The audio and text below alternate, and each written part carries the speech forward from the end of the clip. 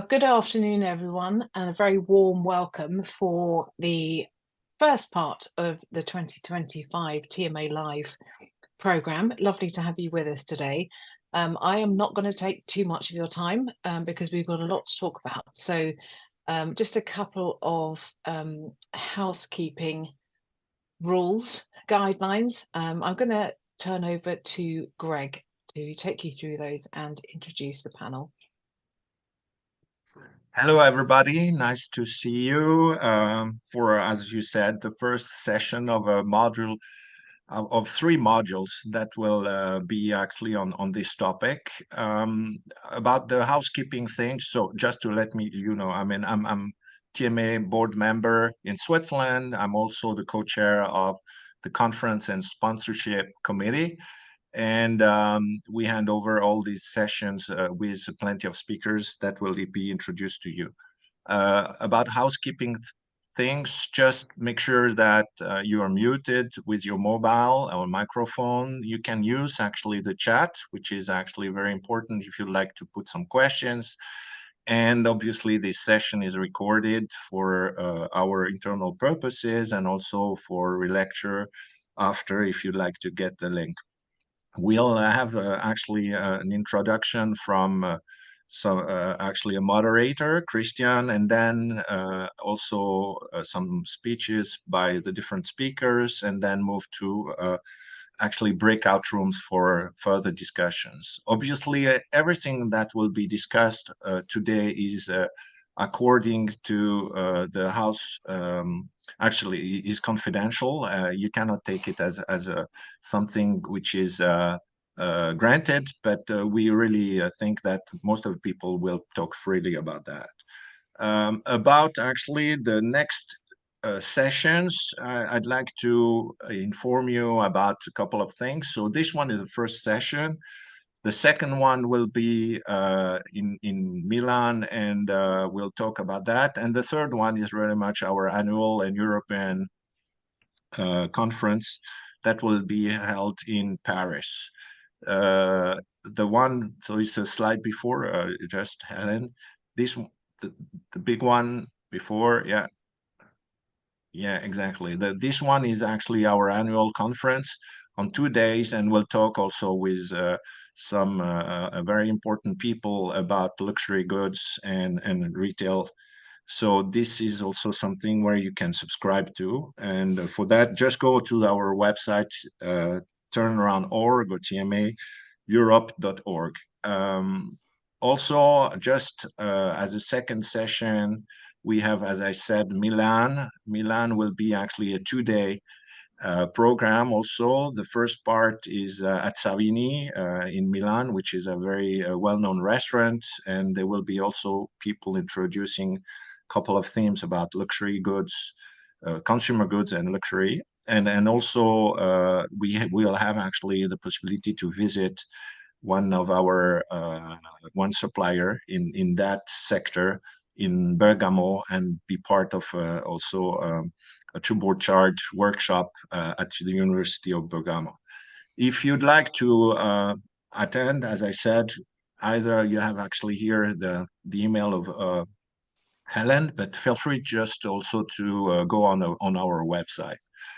There are also some opportunities for sponsors, and this is actually quite important, especially for professionals who want to be visible, but also for non-professionals who want actually to make an impact onto our audience and be visible to them. So here we have nice packages that we can also propose you. So feel free to, again, to contact me or Helen if you'd like to really be participating either in Milan or in Paris for these two big events that will follow up this one. Just a last point. All of you know about TMA. I just would like to recap. It's a small quite small association in Europe compared to US, 1,500 members. In Europe, 14 chapters, while in US it's more than 10,000, but very active, I would say, on both sides of the Atlantic.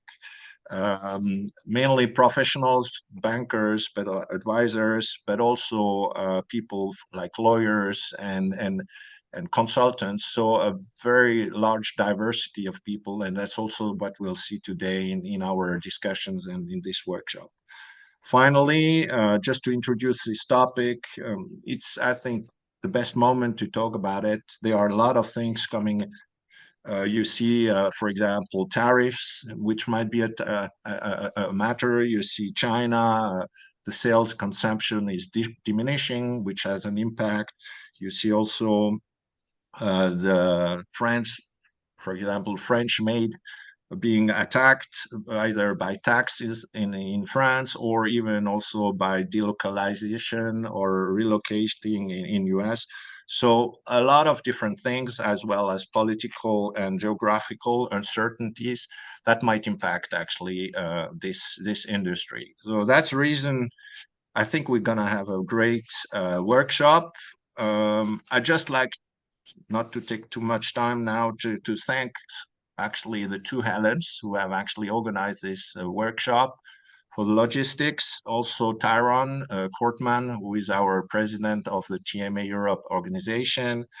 Anno Pedron, which is actually my co-chair in the committee, my committee members, and obviously Dr. Christian Schmidt, who's actually the moderator and who will also introduce you the different panelists. So without further ado, Christian, it's over to you. Thank you very much and enjoy actually this session. Thanks, Craig. I will take it from there. Dear ladies and gentlemen, let me introduce to you our speakers today. I'll start with Sophie Lacoste-Durnel. Sophie holds a master's degree in management from University of Paris and a professional acting diploma from the Regional School of Acting in Cannes. Sophie and Philippe Lacoste bought Fusalp in 2013 with the ambition to revitalize the iconic brand. Since this date, Sophie is the shareholder and co-chairman of Fusalp. For those few of you who are not aware of Fusalp or familiar with Fusalp, Fusalp is a clothing brand that was founded in 1952 in Annecy. And under the new management, Fusalp moved away from its focus on sports equipment and developed into a manufacturer of more general sportswear. Next, let me introduce you Dr. Paul Abel. Paul holds a degree in law and a doctorate degree in law awarded by the University of Augsburg. He's a German lawyer, insolvency administrator, and partner with Wellensiek, which is a renowned German law firm focusing on restructuring and insolvency administration. After his studies in legal clerkship in Augsburg, he worked for several renowned major law firms like likes of Nurk, Leis Lutz, Anker, and Wellensiek, and he's been appointed as insolvency administrator for about 10-15 years by several courts in southern Bavaria. For the past 5 years, he's been a partner with the Munich office of Wellensiek. Paul and I, we've known each other since school. So I'm really happy to have him on board, and we've been working on several cases in the past few years together. Next, Giorgio Ravasio. Giorgio is also a lawyer. He holds a degree in law and a master's degree in communication. With a significant experience in cultural development, Giorgio is currently responsible for the cultural initiatives at the World Heritage listed site of Crespi, Dada. And he also has experience working in a law firm. In 2001, so 24 years ago, he joined Vivian Westwood Italia as the head of legal affairs for the group. He then became a board member in 2003, and in 2005, he was appointed director of Vivian Westwood Consulting, a group company that manages services and was incorporated into Vivian Westwood in 2014. In 2011, Giorgio was awarded the title of country manager of Vivian Westwood Italia, a position he still holds today. Our fourth panelist is Dr. Ulrich Bergmoser. Ulrich holds a degree in business management by the University of Bamberg and a doctorate degree in business management awarded by the University of Hamburg. He's an experienced turnaround professional holding C-level and turnaround management position, amongst others with RENA Technologies, the Bavarian Red Cross, the German Football Association, DFB, Ryman Investors Group, APCOA UK Group, and the last case where Paul, Ulrich, and I worked together on was the Real SB Warenhaus Group, a German hypermarket chain. My name's Christian Schmidt. I'm a Munich-based lawyer specializing in restructuring and insolvency administration and receivership. I'm a member with the Board of Trustees of TMA Global and have the honor to moderate today's discussion. Dear ladies and gentlemen, let us now turn to the topics we would like to discuss with our esteemed panelists today. Over the past 5 years, the luxury industry has enjoyed exceptional growth, driven by unprecedented demand and strategic price increases. The luxury industry's economic profit nearly tripled from 2019 to 2024, according to a study by McKinsey & Company. However, the sector's growth slowed considerably in 2024. And according to a Bain & Company report and also an interview that I saw with former LVMH chair of North America, Pauline Brown, 2024 was the first year of decline in the luxury sales since the financial crisis in 2008. So actually they had a good run for 16 years, if you want to put it that way, or maybe even a very good run. As we step into 2025, the sector faces significant challenges, as Greg just told us, and we would like to explore them in today's session. One of the, let's say, symptoms of the market decline can be seen in the Chinese market that sort of crashed in 2024 for the luxury sector. The decline in the mainland China luxury market was 18 to 20%, which is a fifth of the market that reduced within 1 year.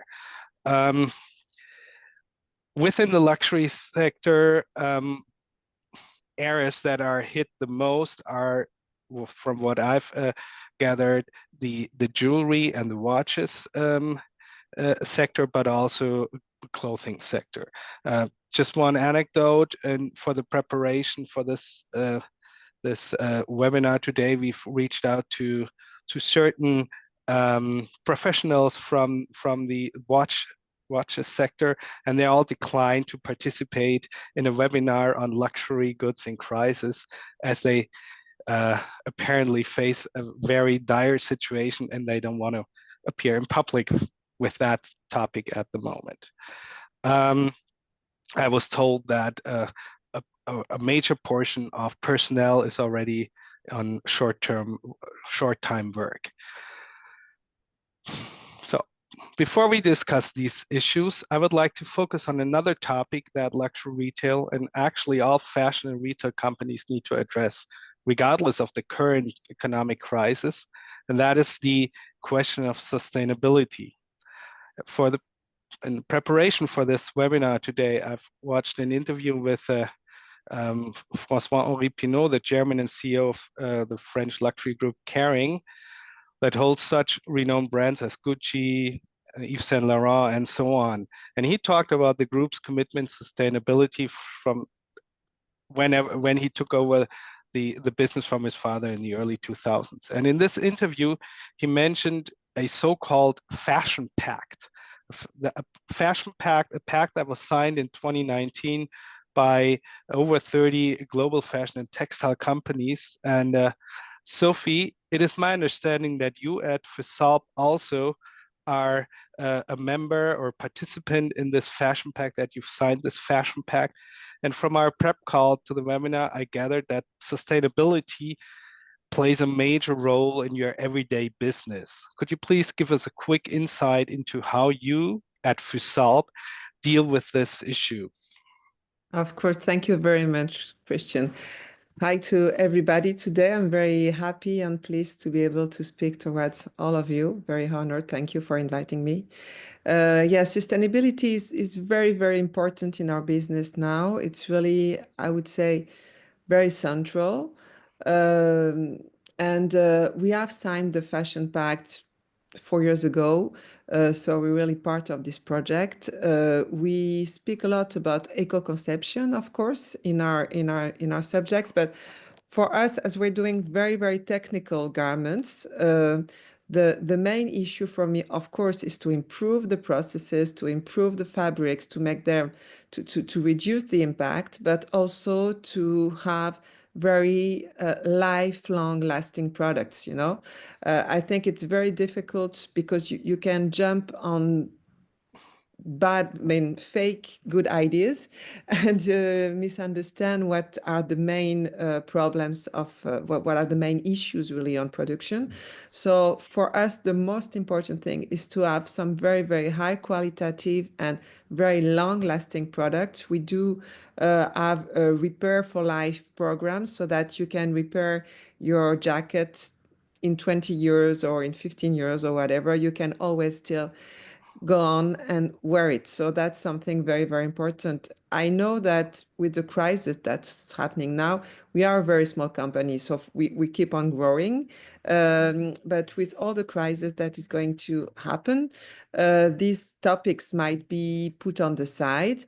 And that's something that we don't want to do. We really think that the future is on impact, on sustainability, and that we really need to keep on investing in this field, even, of course, it's very costly. Thank you. That um, leads me to a question that we've discussed, or a topic that we've discussed, is the customers, or when you look at the customers' behavior versus what you told me the customers' demand is quite high. Also on the topic of sustainability, so the customers expect that the clothes, the threads that the clothes are made of, so that is made out of a sustainable products and so on. On the other hand, do you see a decline in the customers' readiness or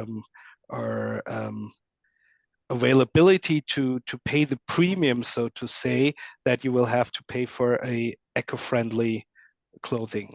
Or is that a misconception? Maybe is eco-friendly clothing not more expensive than non-eco-friendly clothes? They are more expensive to do. I mean, of course, we need to invest in more regulations and that kind of thing. So of course it's costly, and we need to share a bit of that cost. But of course, the consumer needs to pay for it at one moment. So it's something that maybe not everybody is ready to do now, especially on low cost, because we have lost I mean, for luxury, it's the same than in food or whatever. We don't really know the real cost of things.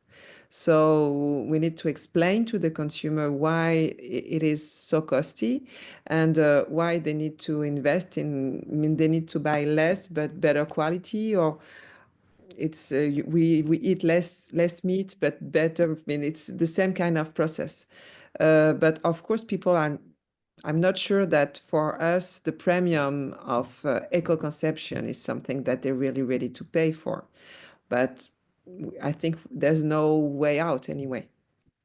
Okay, so what would be then the management answer to that if you I mean, you have an increased cost due to the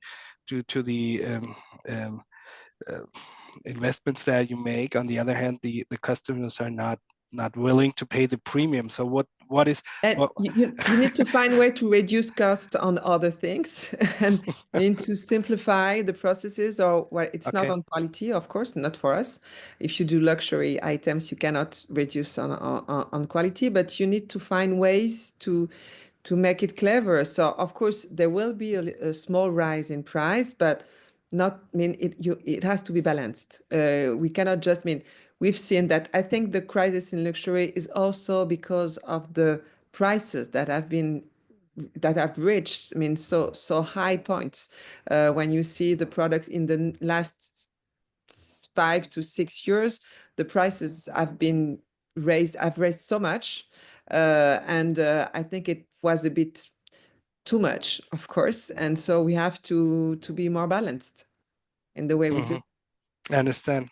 Ulrich, you're nodding. You're nodding. Yeah, What are your but thoughts on I that? was thinking about it. I think, first of all, allow me a short remark on my name tag. So this is not my name. My mother would have complained seeing this. So excuse me for this, but I can't change it. No, so what Sophie is saying is extremely valuable. As a turnaround professional who takes executive roles on time, I do have a very special, more distant view on strategies and also on industries. And I would fully agree that sustainability and the other values that stand behind the ESG concept, for instance, are something that will not disappear again, because many people out in the market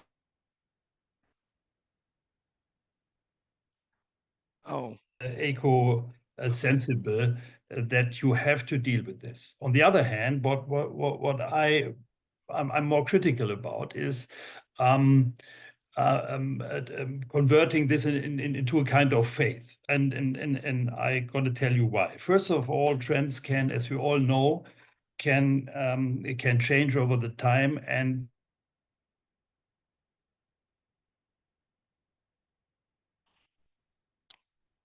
I don't know. I cannot hear Ulrich anymore. I don't know if it is just my line or if it is for everyone. I think it's for everyone. He's It's frozen. Okay. Okay. So so what I gathered from him is that he's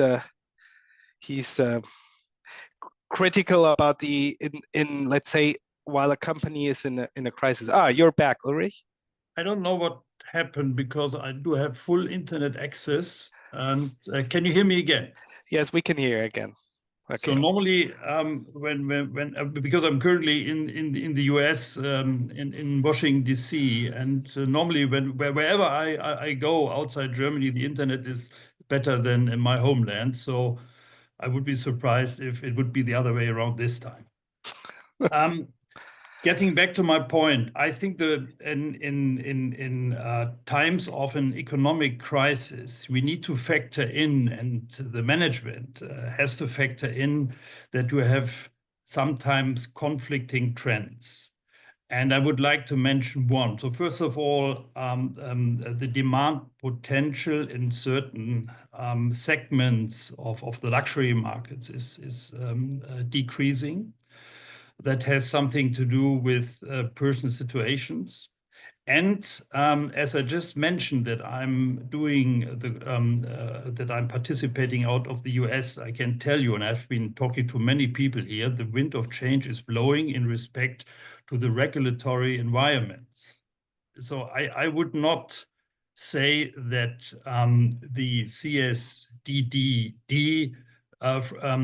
framework, for instance, and also ESG on the investor side, are frameworks that will be carved in stone also going forward. There's a lot of there's a lot of challenging on the way.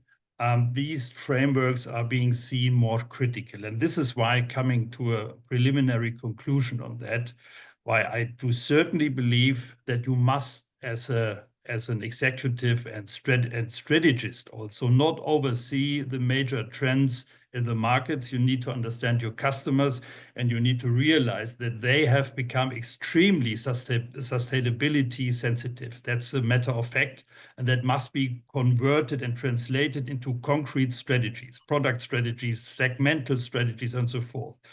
But I would not, and we see that phenomenon in the automotive and car industry, too much rely on policies that have been imposed on on executive managements and industries, because I would expect and do expect that we will see a lot of change in the coming years in this area.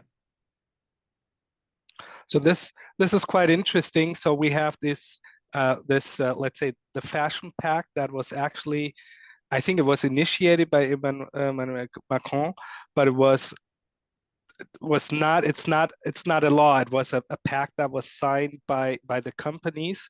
And then you mentioned the regulatory framework of CSDDD, so the Supply Chain Due Diligence Act, which is highly disputed in Germany, at least. I don't know how it is seen in the other European countries. And Greg just posted a note to us that in the jewelry industry, when you manufacture or process precious materials, gold, platinum, and so on, most companies are part of the Responsible Jewelry Council. So there seems to be a similar idea like the fashion pact that Sophie, your company has joined, and he says it comes with a price. 1 to 3% of the company's sales. So this seems to be a quite hefty premium. So given the fact that consumers are not ready to pay a premium or to pay a premium covering all these extra expenses, given the fact that there's a undisputable need to act responsible, and then on the other hand that the political framework, or he said the wind of change, sort of seems like to backtrack on these issues. We'll have to see how they will backtrack in the next few months or years to come. When a company is in crisis, Paul, or especially in insolvency proceedings, from your experience, have you seen ESG prerequisites or play a major role, or is that something that's on the back burner? I think it's coming more and more. Like in the early days, this was not really a topic within insolvency proceedings. I think on a product level, of course, you have to have good products, and the only thing that really changes within insolvency proceedings from a legal point of view is that shift of duties. Like you have to. The creditor interest gets priority over the shareholder interest, but that does not mean that you don't sell your goods anymore. And also for the benefit of the creditors, you should get the maximum out of the insolvency estate, which means that you have to sell the best products you can, and that you have to be attractive for investors.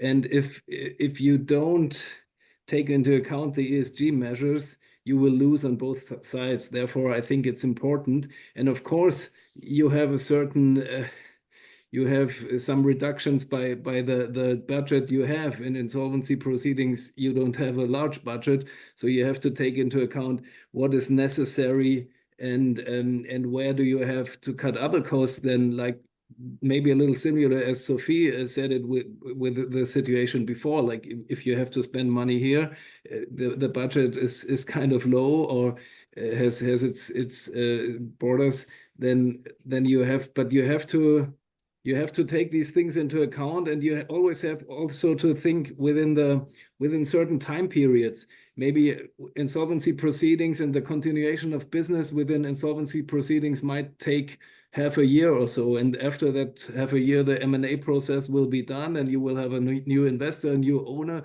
Then you don't have to make, of course, some investments in the future with regard to ESG as with regard to any other investment for the future. But for the time that you're in charge of running the business, you have also to take into account what is necessary to keep your products and your company valuable. Thank you, Paul. Thank you. So I thought it was quite interesting what you said, Ulrich, the wind of change. So I think from a management perspective, one will have to really observe that, how the trend is going. If it is a political trend, if it is a consumer-driven trend, or if it is a trend that the companies will pursue regardless of the political wind or wind of change. Let's jump over to the second topic that we wanted to discuss today, and it's already been mentioned a few times. And I would like to ask Giorgio. You're the Italian country manager of Vivian Westwood. I would like to ask you about the current crisis the luxury sector faces. Sophie already gave a few hints to one issue, like the price point, and so.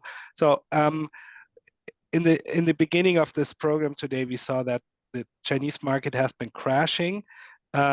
This is one of the issues, but I think there are far greater issues than just the market-driven issue with the Chinese market. So there are underlying reasons apart from that the luxury sector is facing the situation they're facing right now. Yeah. What is your take on that? So thank you, Christian, for the question, and thank you for the invitation to this meeting. I would say that as an observer of the market, it's very clear that there is a situation of crisis that is affecting all the sector, I would say. And we can write an encyclopedia on what is the reason of this kind of crisis, maybe, and maybe everything will be clear in a medium-term period. But of course, there are something that is immediately visible. And I would say that from my perspective, one of the points of the crisis is that many brands of fashion industry has lost in the last 5-10 years their own identity. It's visible to everybody that sometimes all the brands are more following not ideas or creative imagination, but just more what the market is looking for, what the market is doing. And so everyone, taking in consideration the trends that are visible on the market, on the street, I would say, and everyone is trying to copy these kind of things, creating something very similar, just create a difference using the brand as main point of differentiation between each other. And this has created a big loss in terms of creativity in the market, because of course many brands appear to be the same in terms of doing products, and this of course is creating a lack of creativity in the market.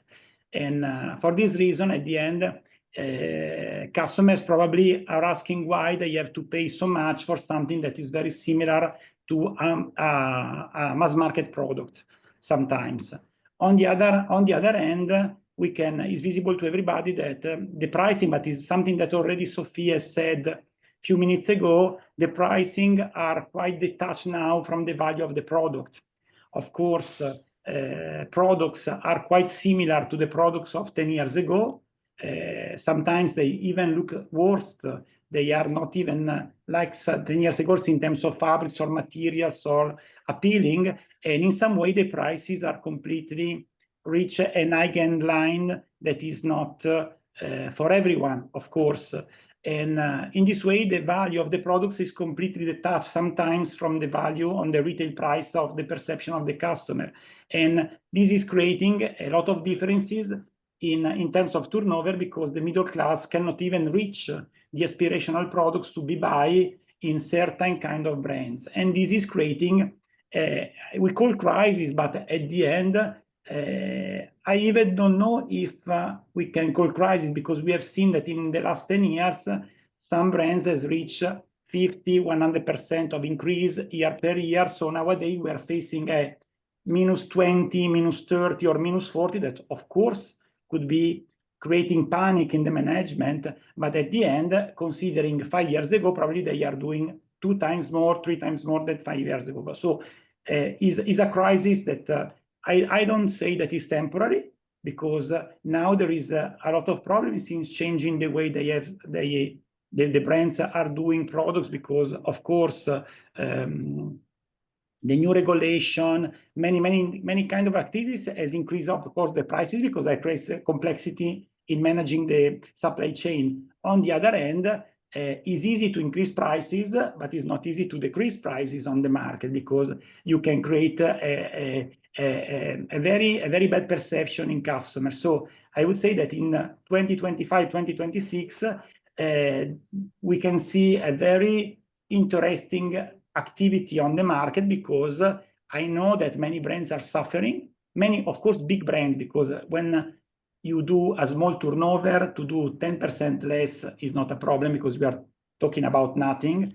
When you do billions, 10% profit would be hundreds of millions. So at the end, I know that many brands are suffering, and for my perception in terms of knowledging the industry, I see many managers that are completely in panic at the moment, because it's not easy to find a way to how to manage this kind of situation, because I would say in the bracket, the arrogance of increasing prices without increasing the value of the products are now a huge problem they need to face. And warehouses, I know, that are quite full of products that must be sold, and probably this crisis will take a long time to be solved, I would say.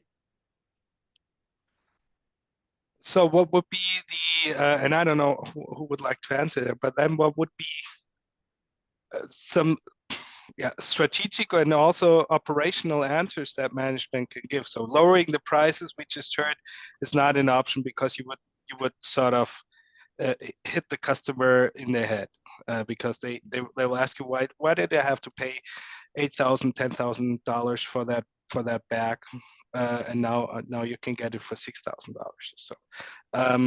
So what would be the answer then?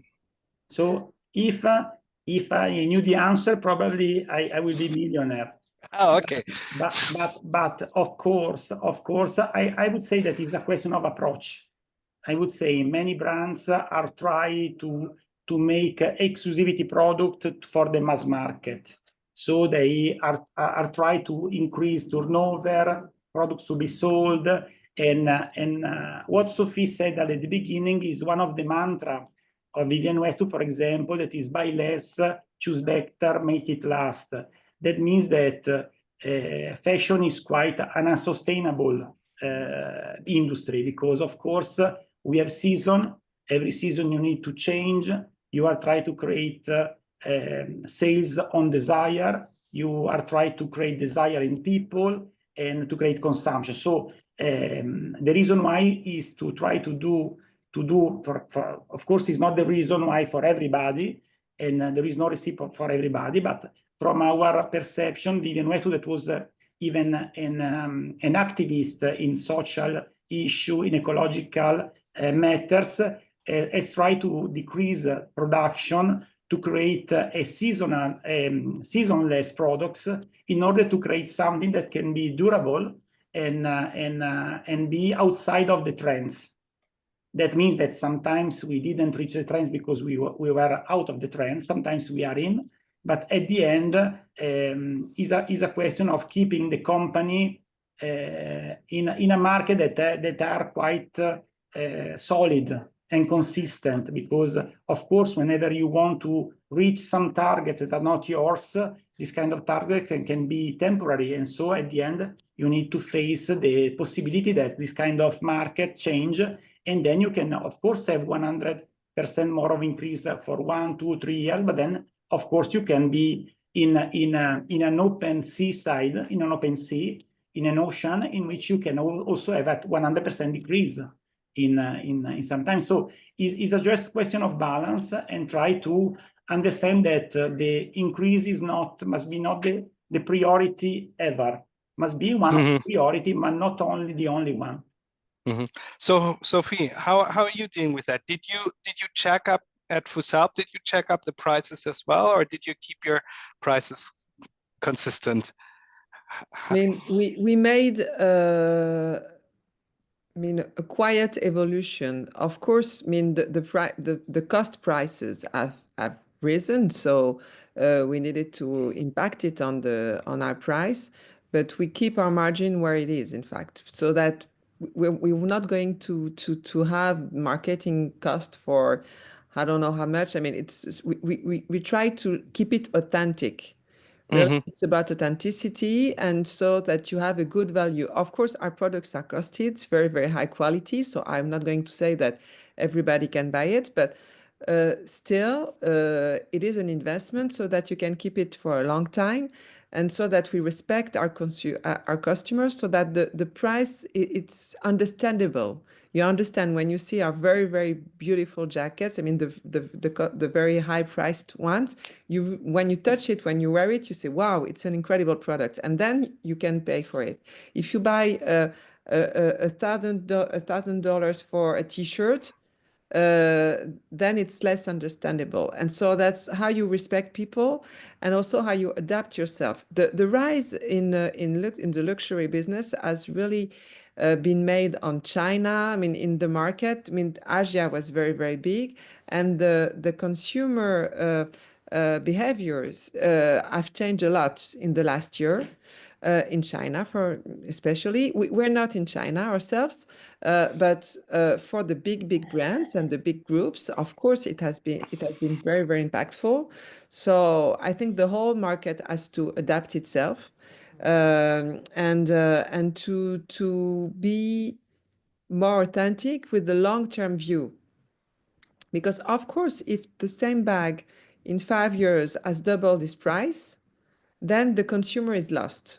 So and it's very bad for all of us, because if big brands do it, then they think that we do it as well. So we need to be more, efficient and strong on our values, so that people will understand them. Okay. So what could be then? And I know, if we all knew the answer, then we'd all be billionaires and not sitting here. Understand you, Giorgio. But could be an answer then, let's say, if the price point was higher, the quality stayed the same, did not double. So you could either raise the quality, but then your margin would lower. On the other hand, if you have less turnover, then what to do with the surplus? I could imagine there's probably a lot of overstock right now in the market with the luxury brands, and it's probably not so easy to lower the stock, to reduce the stock, as it would be with let's say mid-priced consumer goods, where you can just bring it to TK Maxx or so. The major luxury brands, they would just destroy their images if they went down that pathway. So they're probably facing a major issue there as well with the overstock. Ulrich, you're a strategic advisor.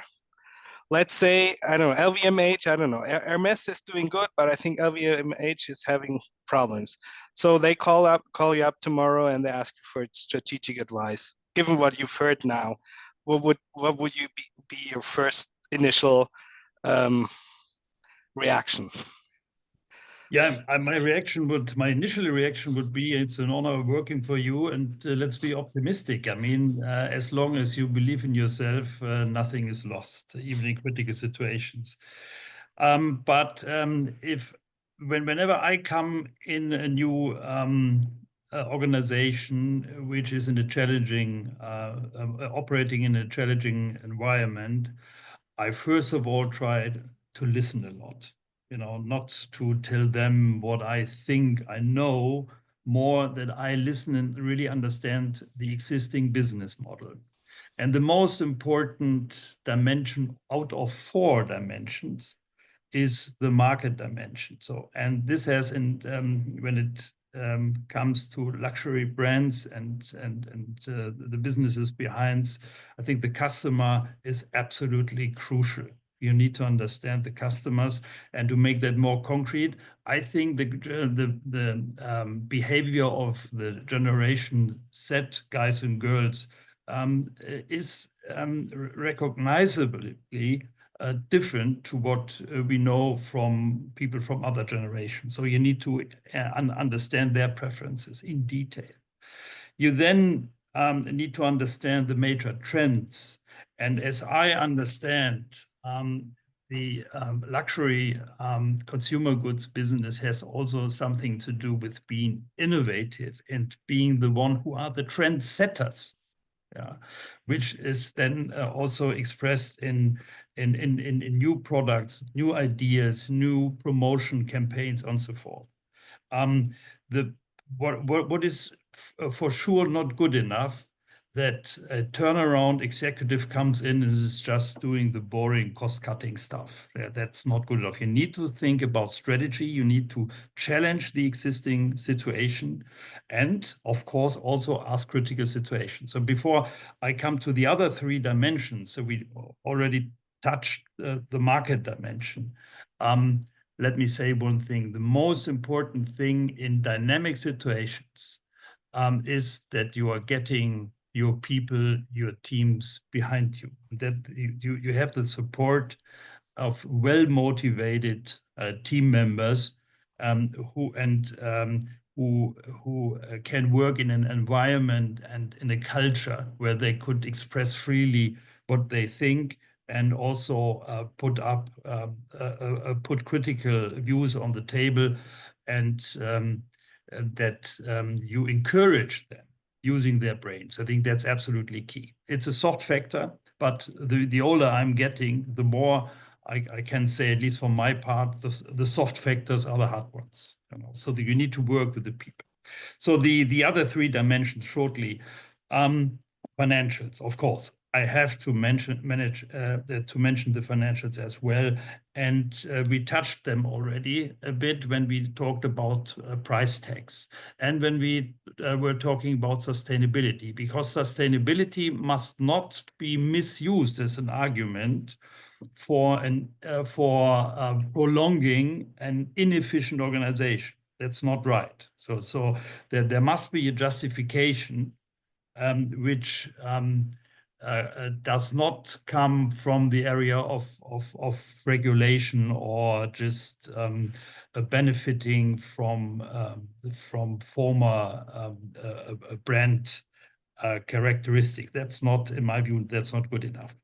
And when you look critical in a critical manner at the financials, long story short, you can combine that with the third dimension. The third dimension are processes, organizations, or take out complexity wherever possible, because complex organizations do absorb a lot of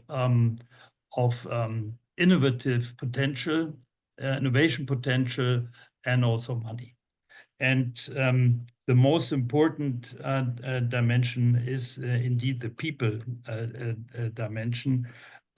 So you need to have the right people at the right place. And I think the impression I got is that especially for luxury brands, where the customer journey is extremely important. It's and is part of conveying the message, or is supposed to convey a consistent message, what really stands behind the brand. It's not just the material product, it's also the people who accompany you when you make your decision in favor of that product. So customer experience is key, and you need extremely well-trained, emotionally intelligent and knowledgeable people at the front, that the brand message can really be conveyed. And last point is we are living in interesting times, in times of a digital revolution.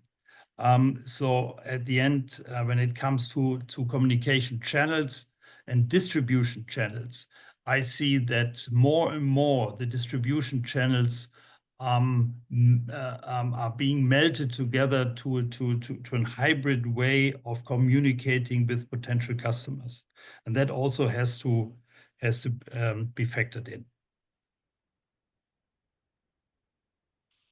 Thank you. So I would like to touch upon one of the issues that you mentioned. There was the consumer. How do you call the consumer experience, or the consumer story? Yeah, the customer journey. The customer journey. That's what it was. Yeah, and because we have in the chat, we also have a one of our participants. Right, I totally agree.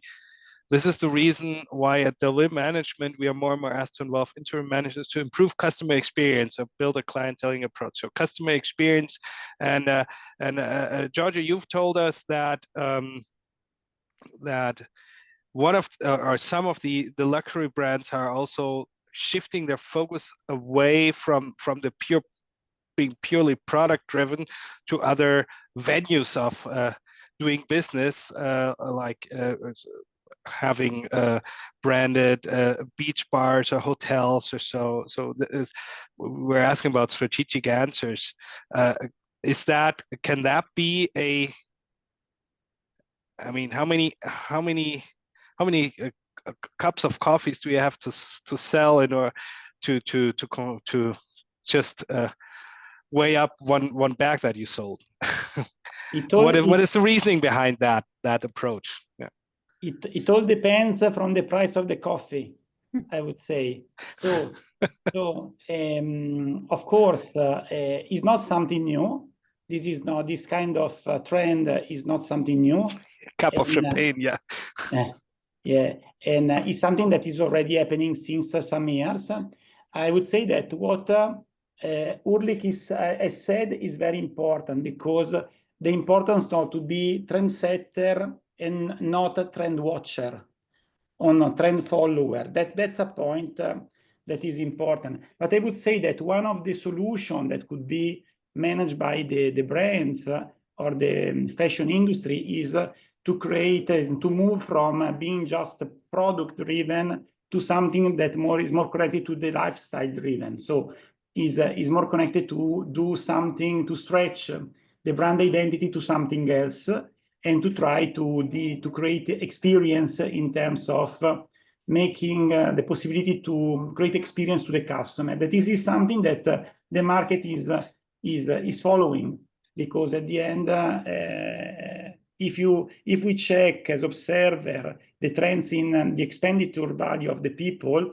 is spending more and more in holidays and less in products, probably because everyone has the home full of clothes, full of something that we haven't didn't wear. So at the end, we try to move to experience, and the opening of branded buildings, branded hotel, branded cafe is something that can be a part of the solution in try to do something different. Considering that to start a new business in fashion nowadays has so much cost and so much investment to do, then makes quite impossible for a new designer, new brands to be part of the market that is already established. So the fashion market has become very conservative, and the position now is quite something that is even a point of that is outside of discussion to any new brand that is upcoming or a prize, and so this could be something that is moving forward the business. So we have to expect even more branded coffee store, even more branded restaurant, branded hotel, branded building, branding residence, much more than what we have already seen in maybe in US, in Asia, or in the Emirates. Okay. So I'll take it one step further. So we'll see 50 major Yves Saint Laurent restaurants, and they'll carve it out, and then a half a year later, there's lack of funds, Paul. Probably.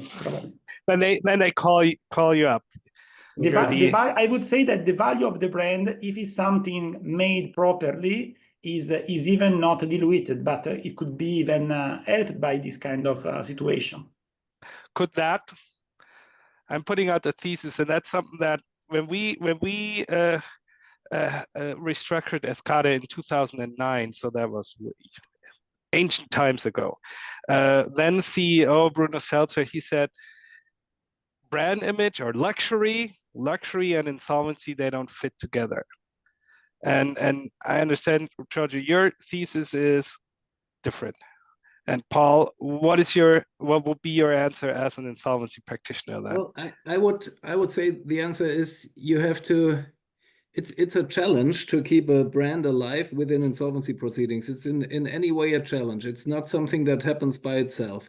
And if you look at the different kind of proceedings that there are, of the different ways to manage a crisis or to resolve a crisis, there's out-of-court restructuring, there's in-court restructuring, there's self-administration proceedings, there's the more traditional insolvency proceedings, where some insolvency administrator gets appointed by the court who didn't know the case and who has no specific experience with the specific market or the specific industries or divisions. And I think as a general rule, I would say out-of-court restructuring is a better option, because this will not so much be read in the newspapers or seen in TV, and therefore there's not such a negative impact. Because it's insolvency proceedings always are public, everybody can take knowledge about the proceedings and about the crisis, so it gets public. And the other thing is this traditional insolvency administrator that is appointed by the court, he has nothing to do with the market. Maybe he has no specific knowledge, and he still might have a large self-confidence because he has had larger cases in the past, and then he thinks he knows everything better than anybody else because people are in the crisis, so they made mistakes. And now he's taking over, and he knows better what management has to do, and he knows the market and everything. And for my part, I would say self-administration as a general rule, of course, is better. But of course, you have to find out whether the people that are in place are the right people, and whether management has the knowledge. And it's kind of hard maybe sometimes to find out, because you're a lawyer or an economic guy, but you're not really yourself within that specific industry or that specific division. And therefore, I would rely on people like, if I have the chance and if I could pay them within self-administration, like Giorgio or Sophie or Ulrich, who know the specific market, and let's say work together and not be smarter than they are, and especially not to take the law and the restrictions that the insolvency code brings with it, not take them as the only rule. Of course, you have to obtain the rules, but you have to understand the business. And if you don't understand it yourself, you have other people to help you and to work together as a team. And it's a little bit the same as Ulrich said. Everybody should work together and put his brain on the case. Otherwise, I mean, it's simple. A large brand, you can even destroy it as an insolvency administrator and still get rich with it, and make a lot of money. And therefore, it's always a challenge. If you want to improve something, well, work with the right people, find out who has the knowledge, and work together. Be open to the case. Okay, and what to do to not destroy the brand image, or is there? I think it's in general it's the same rules that apply. We were talking about customer experience and so on, and as an insolvency lawyer, you don't know so much about customer experience, but when you go to the shops or to the stores and you see people working there, they're not happy, they're having the smile, no smile, but the face down and so on. You have to find out what's the reason for this, and how can you improve, and how can you and really to understand also what is the specific brand and what is creating the value of this brand. And if you don't really understand it by yourself, talk to people who know it, and like take part in discussions like we do here now, and understand what's happening. Okay. So unfortunately, we're running out of time.